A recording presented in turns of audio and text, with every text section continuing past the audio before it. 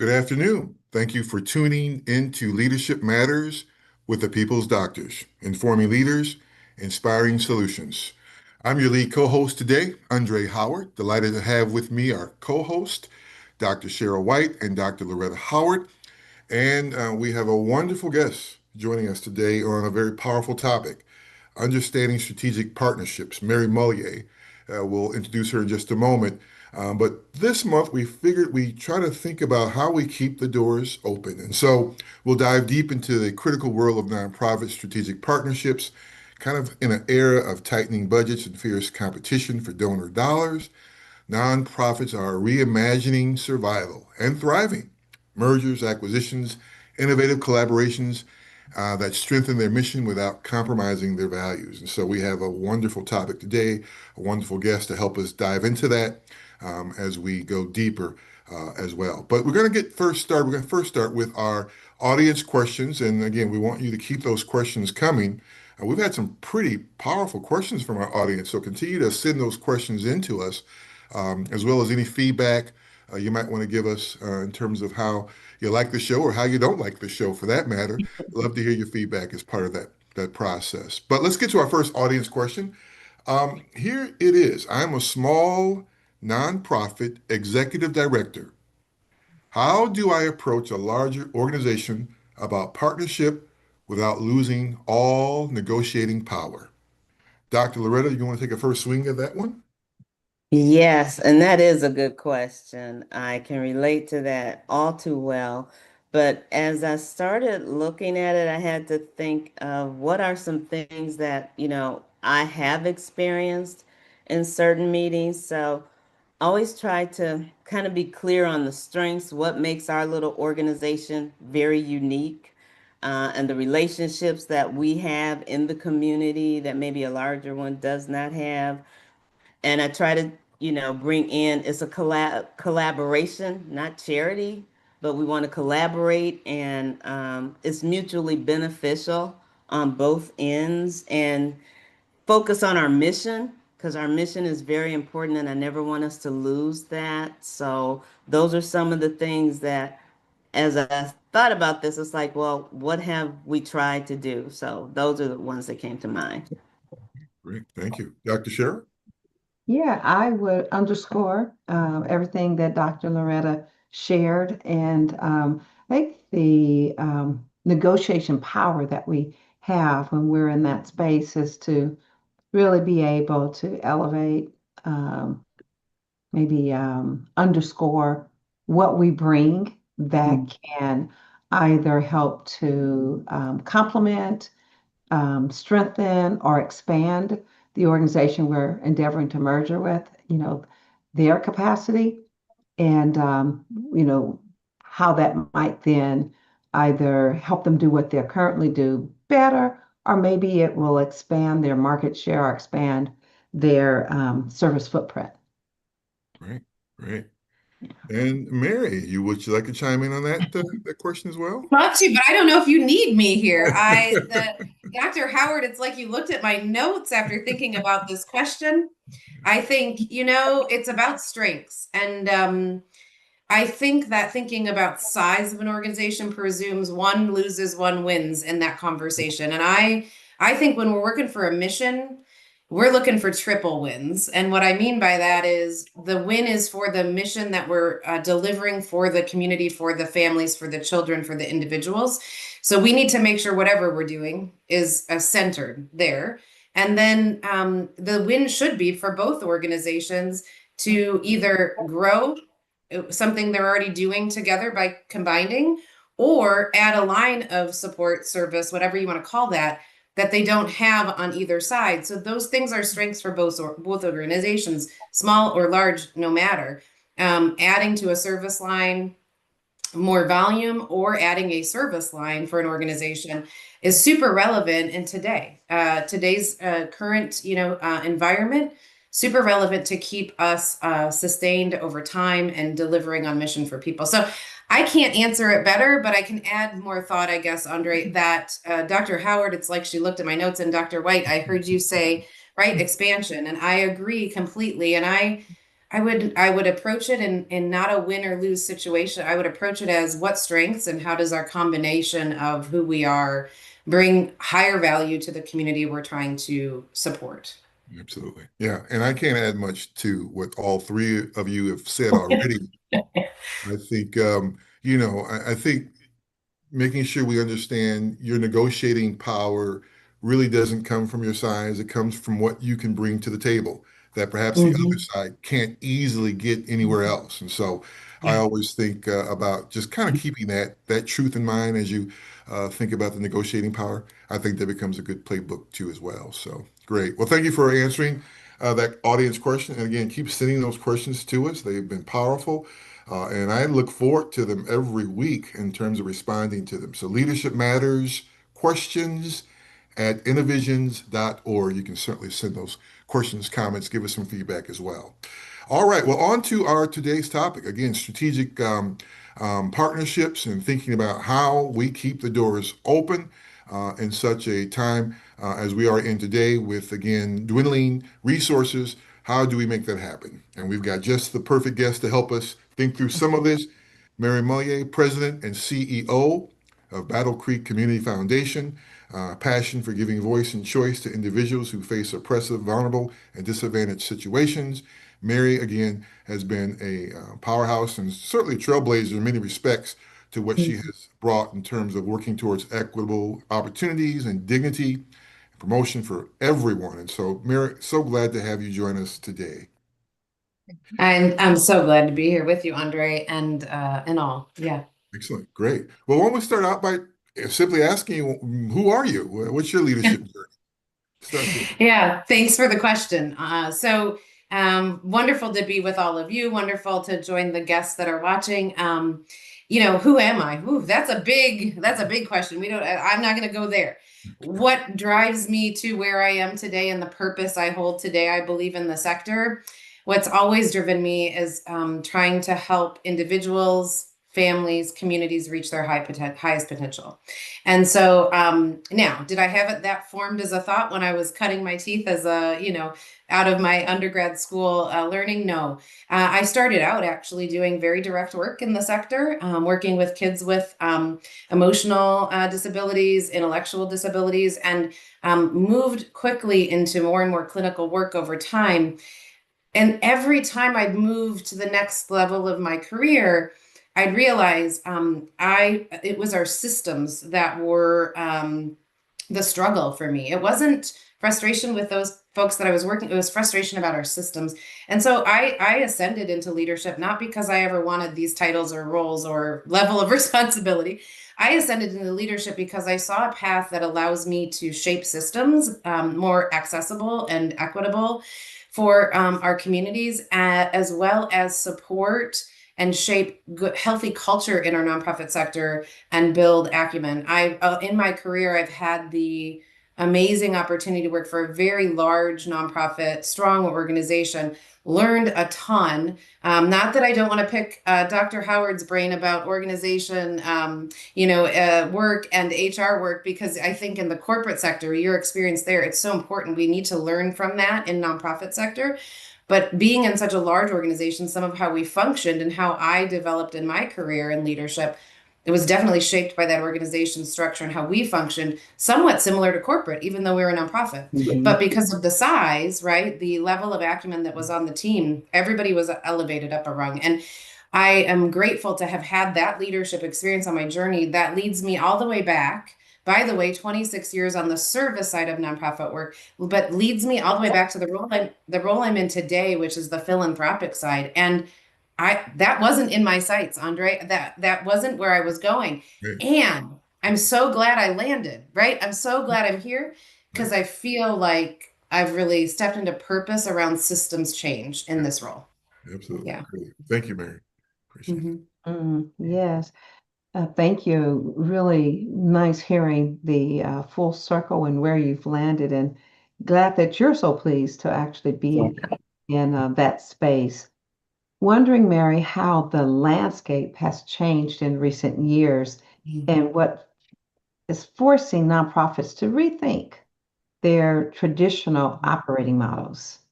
Yeah. Oh, Dr. White, that is a loaded question in current times, right? I don't even have to think a few years back. I mean, Mhm. there is a lot that has shaped nonprofit work in the last 10 years, including a pandemic and how systems changed during that time and also need changed. But if I look at very current environment, there's uncertainty. And anytime we have uncertainty in any market, in any sector, and that creates in itself an instability. And so, I hear us, and today we're talking about what's possible with formal partnerships, and there's a whole spectrum of what that can look like for organizations. I would suggest um, we should have been looking, if we weren't looking at that before, we should have been. Like, that's for nonprofits, that's been a long game, about 15 years or so, that many have gotten strategic around mergers, acquisitions, etc. And I hope that part of what I hope to convey today in our conversation and have discussion with you all about my thoughts on this, but coming from a place of strength, not a place of desperation when we're talking about how to move this forward. And it Mhm. is necessary to move forward together and share resource in today's landscape and what's future coming. So I'm pretty certain on that for our nonprofit sector, for all of us actually. Together is the way forward and through. And so everything I can do in my little corner of the woods to bring folks together is again, I feel like I'm stepping and walking in purpose in that role. Awesome. Thank you. Thanks for the question. Mhm. All right. So Mary, kind of switching a little bit, and I want to talk about missions. How do you ensure Mm. that mission alignment when two Mm. organizations are considering a merger? Yeah, And are there any non-negotiables? yeah. So being a part of different layers and levels of the spectrum of merger, acquisitions, et cetera, over my career, mission alignment is number one, and I would add to that that's also value alignment and culture. The mergers or acquisitions I've seen go awry didn't consider culture, didn't consider the pillars that the organization was built around. Because strategy, we can have strategy all day about why we should combine and work together and merge or acquire. However, when you have two organizations, they are entities functioning in a certain way. That's where I want to get into conversation, Dr. Loretta, one day with you. Okay, sounds That good. that that system that is it's part of what you have to consider. And so I don't know if it's a non-negotiable, but it certainly would make me take serious pause. It might be a non-negotiable for me. Would make me take serious pause to not have alignment around not just mission and outcomes, right, of the work, but the values and the culture of the organization. And not so much to judge the culture is different. It's to say, and I know from experience, it really gets hard to merge two very different cultures or organizations that have very different values. Hard, if not almost destructive. So, and we have to think about people, right? So that, I mean, it lends itself to say people are the ones driving the culture with the organization, and people first in any of these decisions. How we bring people in a change management way is also a real important component to moving forward with such change for an organization. Mhm. Great. Thank you so much. Appreciate that. Yeah, thank you. Yeah, it's a And great the values question. totally aligned. So absolutely. Great. This is a great discussion so far. We're going to have to take a break, a short break here. But when we return, we're going to get deeper into the donor portion of this discussion, as well as when we return, we'll talk about our second audience question that we've received and think about next steps in terms of that. So we'll do all of that after this commercial break. Please stay tuned, and we'll be right back with more on Leadership Matters with the People's Doctors. Informing leaders, inspiring solutions.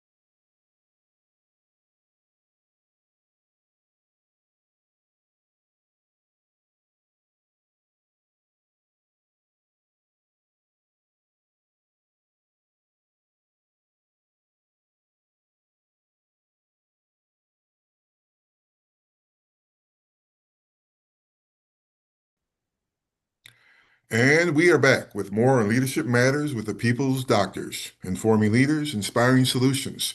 For those who are just joining us, we have Mary Mulliet, President and CEO, Battle Creek Community Foundation, talking about strategic partnerships. And it's been a powerful discussion so far, and we have so much more to cover and excited to do so. But before we do that, I want to get to our second audience question, which I thought was just as powerful. Again, keep sending those questions in because they have been just wonderful. But our second audience question for us to maybe ruminate over is, can closing or merging an organization actually be a leader's greatest legacy, ensuring the Indeed. mission outlives the institutions? Dr. Cheryl, you want to take a swipe at that one? Okay, thank you, Dr. Dre. Hmm. Uh, Really, I think thoughtful question and so many different ways to go at that.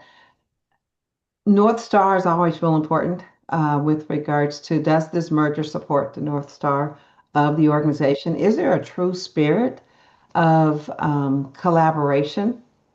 So are we engaged in a takeover, or are we truly engaged in a collaboration where that entity will still be, one might say, recognized? So thinking not only strategically, but about those things that Mary and Dr. Howard, Dr. Loretta, um, posed initially around mission. And Mary, I loved your raising the um, the thought around values and how important the values are. Values is the foundation of the culture. So I think Mhm. all those things will fold into whether or not the merger really is a beautiful collaboration that's come together or merely a takeover. If it's merely a takeover, then sometimes legacy is lost. Yet, if entered into with the spirit of collaboration, and the North Star and the values are maintained, we may see legacy on the horizon. That's great. Thank you. Dr. Loretta, how about you? Wow, again, these powerful questions that really make you think. Yeah. When I looked at this one, just thinking of organizations that I know have merged here locally in the Milwaukee, Wisconsin area, but I'm not sure if a legacy was left behind because the missions didn't always align. So when Mary was talking about mission alignment, I think if there is going to be a merger or closure, and if you're going to close and you're going to, give your stuff to another organization, they might need it, or you're merging. I think that mission alignment is really important and it has to continue on. I really think the work of the mission or the stewardship that we have, that's what I think is the legacy, not so much the individual. And of course, we have founders and we have plaques to founders and all that information. But if the mission of the work continues on, to me, that's the greatest legacy. And it's kind of like Dr. Cheryl was saying, you don't want to lose that because that's the important part of the work that we actually do in the nonprofits and the populations that we serve. So for me, it's as long as if you're going to merge or have to close, if the mission and the work continues to go on, to me, that's the legacy more than the individual. Excellent. Mary, how about you? Want to chime in on that one? Yeah, I will lift up what Dr. Loretta just said, because my mind goes first to, well, the legacy that we all need to be leaving in this work. It's not about us. It's not about a brand, a name. It's about the folks that are receiving the support that's needed. And so if that lives on, yes, you've left a legacy. And so I could go, this is a really brilliant question because there's a ton of directions you can take it. My short answer is yes, I do think a merger, a true partnership, collaborative partnership, and merging of two organizations absolutely leaves a legacy, can leave a legacy. Again, the right kind of culture, values, etc., for the right reasons. And I'm going to dare say, I'm going to challenge our sector a little bit here. I'm going to dare say all of us in the CEO, executive director role, as we step out of that role, maybe to go to another opportunity or retire ourselves, it should be part of our succession plan thinking. Is this organization strong on its own long term? Like, what does that look like in 20 years? Because when we exit, it is or before we exit, especially when we can plan and build the relationship and think with another organization what's possible, it's a brilliant legacy to leave an organization and have a merger occur without, executives losing roles in that merger, but carrying that mission forward and back to what Dr. Loretta said, all the way back to the beginning of carrying that mission on. I'm here in the work I do. I desire to see sustainability long after I'm on this earth, right? That's not about Mary Mulliet's work. That is just about the missions I work for and the roles I'm in. And so, me out of the way, is there an opportunity for a merger? That's always on my mind, if I'm changing a position out. So I'll challenge our sector to say, not only is it a legacy, I think it's a responsibility we have to consider. Love it. Love the challenge. Love the challenge. And ditto to what all three of you have just stated. For me, I kind of my lips start to tingle a little bit because a harsh truth comes into play many times. And that is most organizations in our sector don't close or merge because the leaders didn't have the courage to face reality. They closed because they ran out of money or they ran out of options or they were forced to. And that becomes the difference maker in terms of just an organization that ends kind of in a wrong way versus a legacy being set up. To me, when you talk about legacy, that CEO is ensuring there's knowledge transfer taking place, Yeah. that CEO is making sure they document what's worked, what hasn't worked, how best to serve the community, how to help staff transition takes place, honoring commitments. That becomes legacy for me when it comes to this particular question. But I've seen too many times when organization, no leaders don't close and it's too late and they've done the wrong thing and it damages the community as part of that process. I'll add to that. So thank you all Yeah. for that. Excellent. Dr. Cheryl, why don't we go to our next shift to our next part of the conversation? Okay, yeah. So Mary, we're going to talk a little bit about the donors and the donor relationships. And we know that sometimes the rumblings of a merger can trigger some alarm bells. So wondering what is the best way to communicate a merger or strategic partnership to donors? Yeah, it's a wonderful question because when you're talking about an organization, there's internal and there's external stakeholders, right? Hmm.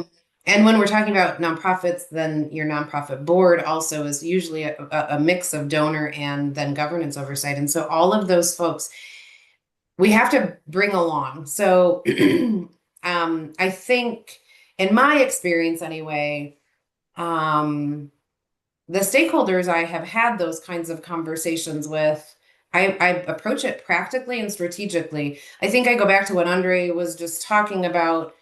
I hope, if nothing else, that I can convey today and we convey today, because I'm hearing it from all of us.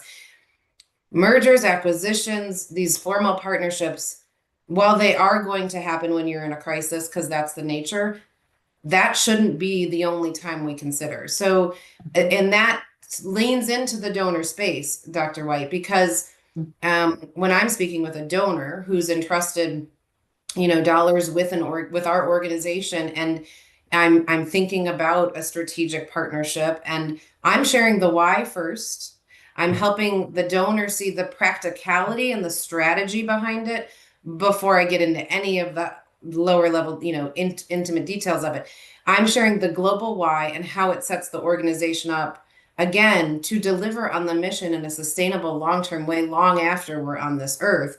Again, if we're doing this strategically and not in crisis mode, I think that conversation with a stakeholder, internal, external, donor, staff, all the above, it becomes practical and more settled and easy because we're approaching it in a for a purpose. It's not to survive. It's for a legitimate purpose to drive our impact forward. I love that. It made me think of just a healthy relationship where you Yeah. have interdependency versus dependency. How Yes. you're moving forward. Thank Thank you for you. that. Those words resonate for me in lots of ways. That's why I kind of giggled there. Yeah. That's a whole nother show, Andre. It's a whole Yeah. nother show. Definitely, definitely. Absolutely. Absolutely. Thank you. Mhm. Right, Mary, thank you for your answers. I'm really enjoying this conversation that we're having today. But I'm going to switch a little bit to successful partnership models. So can you walk us through a strategic partnership that really worked and what you think made it successful? Yeah. So what just popped into my head because I've been a part of a couple things. So I'll go first with the last organization I was a part of. It's a merger that happened long before I was their CEO. But we talk about legacy. They had a whole history wall of the legacy of both organizations and why the merger, and explained the like why behind it, the advancement of the mission because of this merger. I think it was successful because those leaders had that visionary strategy. The merger itself added an arm to an both organizations serving children and families, both, right, very aligned in their mission and how they worked, different service models. And so the two coming together allowed a new service line for an organization to be quite large and maintain stability in a sector that, right, we have a lot of nonprofits. And I struggle, and I was trying to think of how to say this. I don't want it to land wrong, but there is market share in a nonprofit sector. Your business is still a business. And so how we can have the right volume to stay viable long term is always on my mind for our nonprofits. Um, and then the other example I will share, it's different. It's a complete sale of an acquisition of. So I was overseeing a home care program that was pay for service in a nonprofit organization that was very much more of a child welfare and bill for service per diem with the state and the federal government kind of billing. And they had acquired a for-profit entity in this home care. And we did everything we could. We provided a great service, but we were never as fluid and viable as we could have been as our own standalone in home care that was charging fee for service, right? When you are charging the premier dollar for care in your home, your consumers are also donors and are expecting a lot of fluidity and quick movement. And when you're in part of a large organization, so this is an example of someone who actually needed to get smaller. So we found a partner that was doing this model as well in both locations of the state that we had headquartered for this work. And we worked to map out a whole plan of them acquiring us. Because again, if we're doing this for the mission and for strategy, they needed to build a book of business. We had staffing. Staffing is hard in that sector of work. We had staffing. And so we set it all up, people first in all of these mergers, acquisitions. We set it up so our team could meet their team. We had lots of conversations of how this would go. Folks were able to interview. It went seamlessly, and the model continued on. And that was a case of an organization needed to get smaller. They were in too large of a different kind of organization. So yeah, I could go on and on, Dr. Loretta, but those are the two examples that come to mind that were wildly successful. Okay, great. Thank you. And I appreciate you sharing, especially the one that they had the history of both organizations Yeah, and they explained the why. That's so yeah, important to people, the why, and just communicating with people and knowing that they have a voice and you want to listen to them too when you're doing it. yeah. So thank you so much. I really appreciate that. Mhm. Wonderful conversation. We're going to have to take another break here, but when we return, we're going to continue our discussion with Mary Mulliet on strategic partnerships after this commercial break. So please stay tuned, and we'll be right back with more on Leadership Matters with the People's Doctors, informing leaders, inspiring solutions.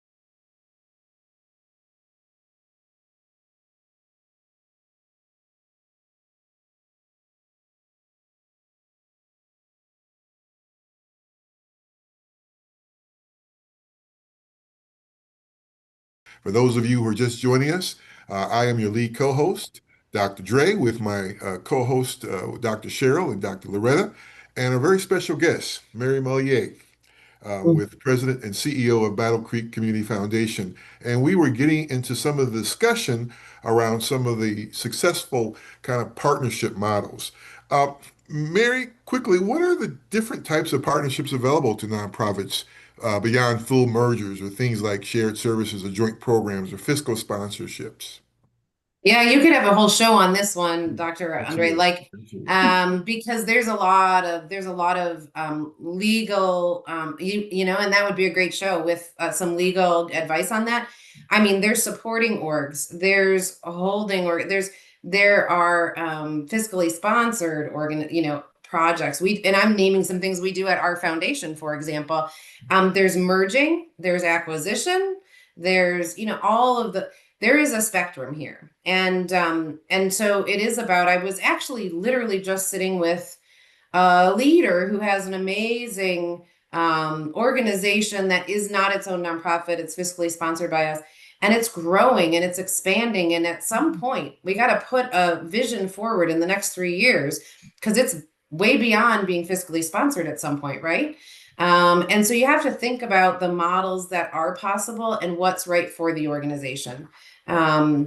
Mergers can be amazing if there's strategy and thought about how, especially your support services, your back office and oversight, governance and executive leaders, how those things come into a merger. That can be an amazing opportunity for organizations. And it's kind of the softest language out there. I hear a lot of people talking merger when they actually mean acquisition. Acquisition shouldn't be a 4-letter word, right? I shared just in the last iteration of the show, like I just shared before we went to break, an example of we were acquired. We put ourselves out there to be acquired. It was the right thing to do for people that were receiving the service we were delivering.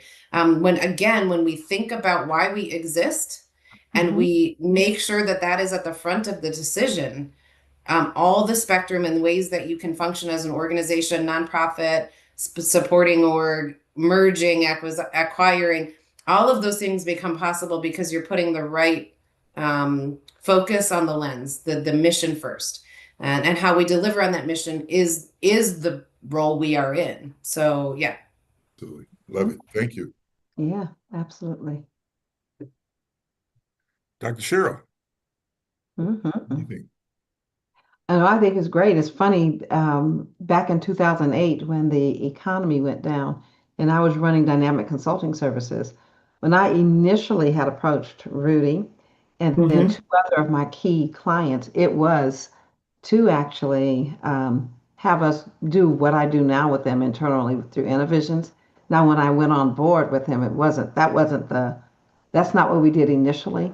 But essentially, we were offering to offer organization development services internally as well as externally. So then they would have the services internally, but we'd also be a revenue stream externally, which, given what the market was at that time, was essential for us to be able to, you know, survive, given the downturn. Absolutely. Yeah. Yeah. Yeah. So definitely understand and have lived some of that. Right. Mhm. Absolutely. Definitely. It's Well, a colorful spectrum, isn't it it? is. Like there's just It so many is. options, which is why you need legal at the table to explain all your Right. options. Let me be Absolutely. clear. Absolutely. Absolutely. Totally agree. Yeah. So definitely. Hmm. So Mary, what do you think, what are the biggest mistakes you've seen organizations make when kind of pursuing strategic partnerships from your perspective? What have you seen out there? Yeah. Have we Yeah. come back on air?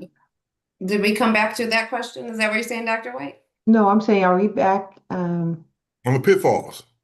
Oh, okay. I am so sorry. I didn't realize that Matt had brought us back in. Yes. Oh, shoot. Okay. All We're right. back. We're back. Good. Okay. Yeah. So, yeah, back to the pitfalls, right? Dr. Andre, it goes back to some of what we talked about previous to break. It's not thinking about values that are aligned, culture that is aligned. The mission is driven forward by the ideas that the leaders have and that strategy. Pitfalls are waiting until you're in crisis. I've talked about that. It is, I mean, it's going to happen that mergers, acquisitions happen when an organization's in crisis or the doors are going to close. Like it's one of the three. And I'm pleading with our sector, don't wait till you're in crisis. Have a strategic plan around where you're going and think about if joining forces makes you stronger, especially in the current environment of uncertainty around funding. And so it is time. If you haven't already been considering, you need to be considering what strengthens your organization and what shares the resources for the people and the communities you're serving effectively. Like a bumper sticker with that many words is what I need, right? But another pitfall is it has to do with culture, but it's not just the internal culture, because I think I spoke more about organizational culture internally or alluded to that. The external culture matters. So I've actually advised an organization in my career to not merge in a time where they thought they needed to. They're strong and thriving still. So instead of merger, they received some contractual support from another organization with some acumen they needed to get them out of their crisis. And they considered merging because they thought this is going really well. I actually advised not to merge because that organization was a super grassroots. The other was a very large entity. That's a very different feeling for your external stakeholders. And so there's times where it doesn't make sense, or the two organizations don't make sense. It has to do with external culture. Excellent. Thank you, Mary. Okay, all right, talking about the cultures of organizations. So, Mary, what happens to leadership and staffing in those partnerships? And how do they both handle those difficult decisions? Because there's going to be some crucial conversations that have to happen along the way. Yeah. People first, once again, right? So when we're thinking about these things and strategies, we need to think about our people. We need to think about the people that are receiving service or support from us. And so what happens? It depends on what we're talking about, right? In some instances, it's an expansion. Again, a true merger with two organizations, it's more the top that might become some changes, right? There has to be some level of change for the org chart to make sense of the positions at the top. But it could be all people stay intact and merge into that organization, and that's lovely. And maybe I'm getting into the weeds. I'm going to go high level here. And what happens to the people? Well, they feel lost, they feel scared, they feel uncertain if we're not communicating, right? So once an idea is formed and this is going to be a topic an organization is going to take forward, and we know it's going to happen, we also owe it to our people that work hard every day for the mission to be honest and as transparent as we legally can be at the most critical, earliest times we can be, and have a plan for them and give them a heads up. So, right, we're not talking divestiture, but I've, divested of a few things over the years too, programs and such. As early as I know that's the decision, the team needs to know. And I know there's a risk in that folks run. I have not experienced that because we also plan strategically how to help folks find the next thing and also be retained through. And in mergers, acquisitions, et cetera, where positions are at risk, we need to honor people are relying on us for their living. And so I honor that because, that's real. And so as quickly as we know there is a critical decision, as quickly as we know we need to have those critical conversations in a group, individually, talk about talking points with our leaders to take to their team members individually. It's a cascade. That's at least what I've done. It's a cascade of communication effectiveness. And as quickly as we are able to do, as swiftly, I should say, as we're able to, because we know the decision's been made. I mean, there's a time where nobody knows but the leadership that's making these decisions. But once you know it's happening, I think we have a duty to stand in our integrity and share with our team. Will we lose someone? Maybe, but we have to stomach that and keep going. Yeah. Yeah, that's great. Absolutely great. Thank you so much. And quickly talking about, before we take our next break, strategic positioning. Any thoughts, Mary, in terms of what makes a nonprofit an attractive partner? What should organizations be building or strengthening now, I guess, as we think about strategic positioning? Yeah, an attractive. If I was looking for, some kind of merger on that front, an attractive partner to me has a value proposition that adds to what my organization's doing, our organization's doing, and leverages the resources for the community. So attractive partnership is someone who also is thinking strategically, and and leaders who are thinking strategically.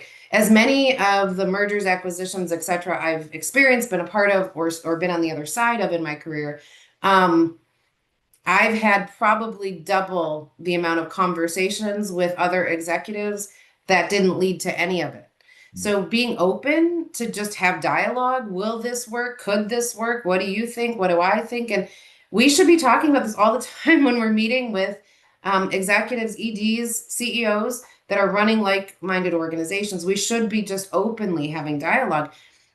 It may go nowhere, and that's okay too, right? But we should be making sure our boards are comfortable and giving us some parameters around where to take a conversation and when to bring them in. Earlier in my career, I might have, jumped the gun. Luckily, I had an amazing board who also came around quickly, but I learned quite a bit about also bringing the governance into my change management ideas right around the strategy early on before anyone else. Yeah. That's excellent. Excellent. Very good, Mary. Yeah, I Yeah. love that. Yeah. Makes Mhm. So sense. Mary, Makes sense. yeah, absolutely. I'm wondering, kind of like future looking, where do you see the nonprofit sector heading in terms of collaboration and consolidation over the next, let's say, 5 or even 10 years? I think it's gonna, it's necessary. It's gonna be a necessary shift for sustainability if all that we're seeing right now actualizes, and Michigan, we just passed our budget, so we're knowing what that looks like, but federally, right, not having a budget, and there's a ton of cuts in there for our nonprofits. It's really, there's a bit of a full disclosure. It's a little hard for me sitting in the funder role that I'm in today to say as blatantly as what I want to say to our nonprofit, because it's not about me being a funder. And I really don't want anyone to think that I come to the table with this mindset from a place of you must, right? It's a place of I want to see communities thrive. And if I was still in the service side of this equation on the nonprofit sector, Hmm. well, I was already thinking, mergers, acquisition, that was always on my mind. And I would have accelerated that strategy right now because, and it's not about survival. I would want organizations to thrive. And the only way to thrive and still deliver your mission, I think, with what's coming is to figure out who is the fit that leverages all the resources in a more robust way for us to continue our mission forward. And do I need to stand alone or should I be working with and building programs and centers within an organization? A lot of nonprofits are doing one thing. You know, Andre knew me when I was at a very large nonprofit. I don't even know. I think we had 80 some programs across a state. Organizations can be very large and deliver on missions very effectively if we're strategic about how that looks. Great. Thank you, Mary. Great. Yeah, great response to that. That's a powerful place to Hmm. end and take a break. When we come back, we're going to continue to look at the future of the sector and next steps and do a wrap up. And Mary, just so glad to have you on with us this afternoon as well. Just good stuff for everyone to take notes on. I know I've been taking notes as part of that process. Yes. Absolutely. So please stay tuned. We'll be right back with more on Leadership Matters with the People's Doctors, informing leaders, inspiring solutions.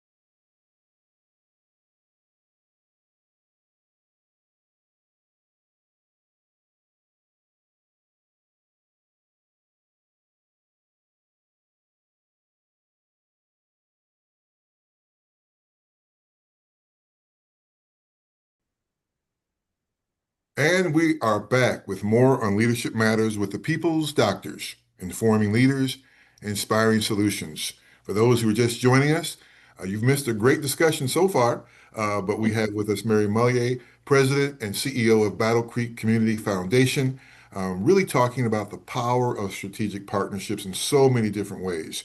I'm Andre Howard, your lead co-host. With me today again are my co-hosts, Dr. Loretta, Dr. Cheryl, and really just, Mary, again, kudos to you for helping us kind of navigate through this because this can be certainly a difficult and a tricky conversation to have. So you have done an awesome job in helping us navigate the territory. So, Loretta, let me turn this over to you.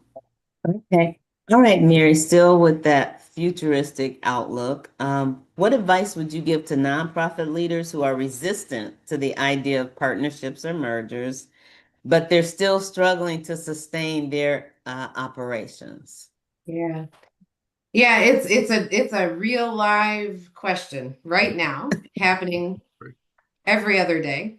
So Dr. Loretta, it really resonates. I might look to you all to give me some advice of what would I do. But I think what I'm doing, whether it's effective or not, is just trying to be a thought partner of, well, if not merge, if not find that partner to share resource with, if not do that, what happens then internal to get to where you need to get? Usually it means downsize. Usually it means mitigating negative effects to those you're serving. Or at least it's like at the best mitigating, right?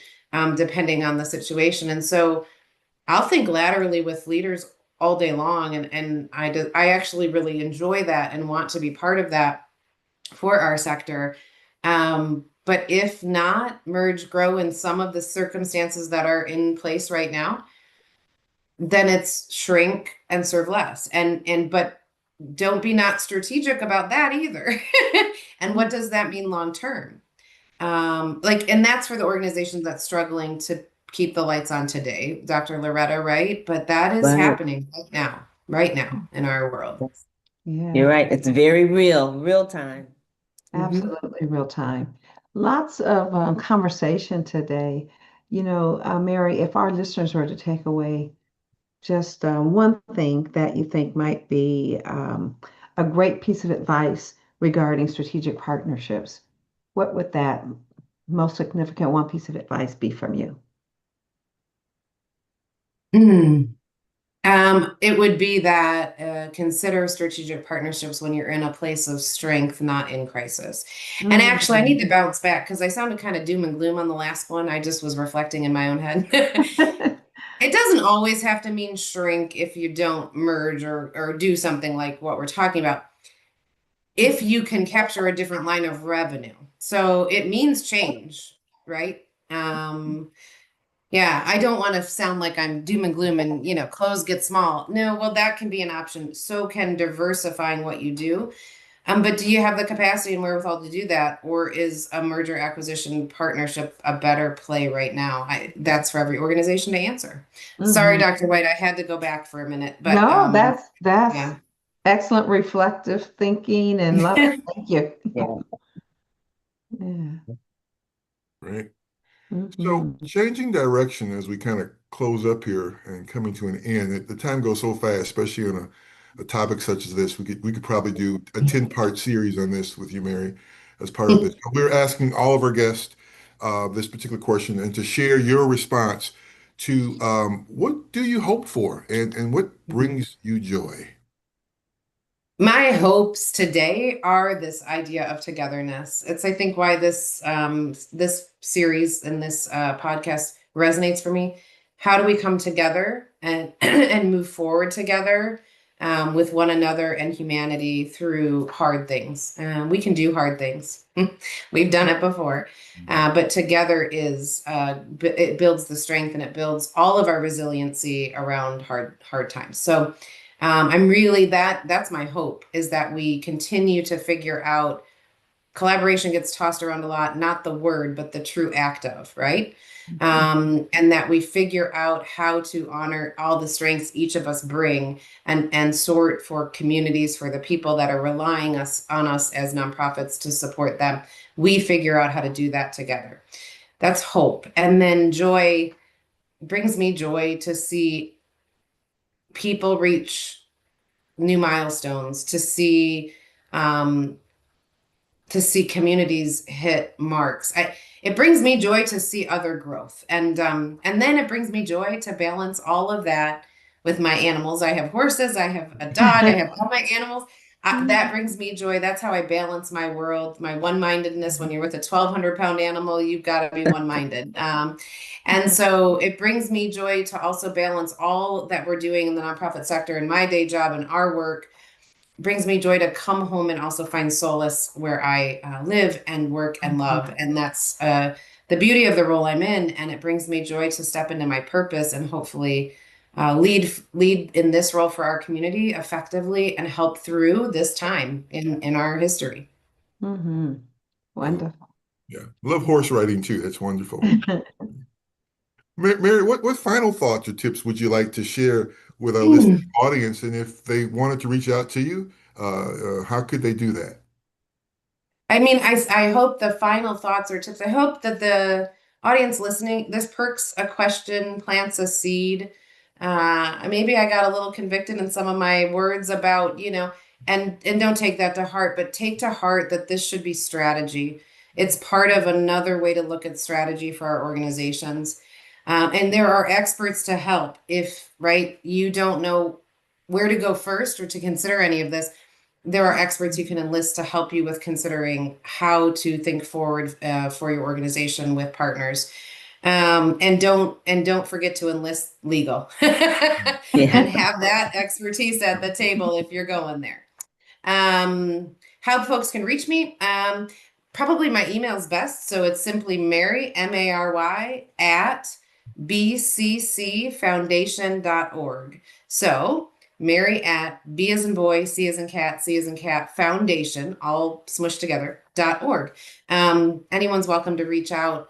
Happy to engage with anyone who has questions or wants me to point them to a resource if I can. Yeah.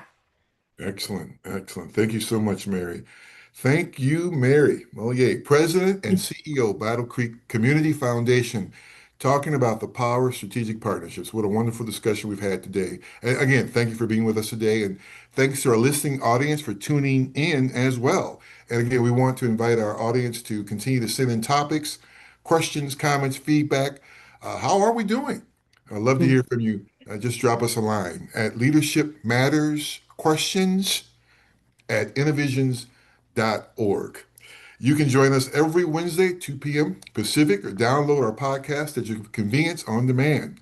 So until next time, it's been great with the People's Doctors, Informing Leaders, Inspiring Solutions. Dr. Loretta, Dr. Cheryl, always great to co-host with Mhm. you. Likewise. Look, until our Same. paths cross again, keep making the change only you can make. And again, Mary, thank you so much. Thank Thank you. you. Mhm. Thank you. Thank you. Yeah.